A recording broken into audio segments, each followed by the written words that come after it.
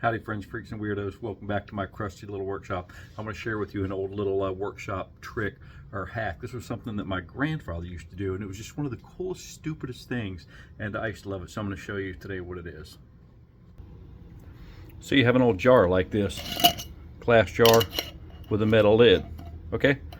Don't throw it away. Drill 2 holes in the lid.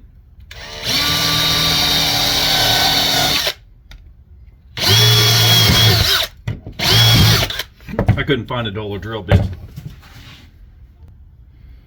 You have 2 holes in the lid. Take 2 screws.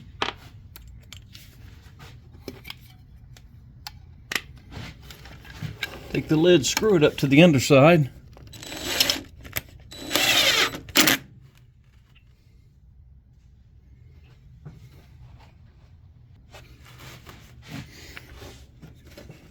Put in another screw.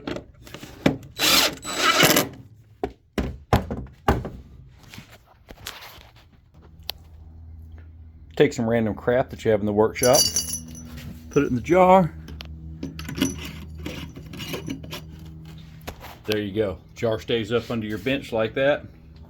Thanks, Gramps. Cool workshop trick.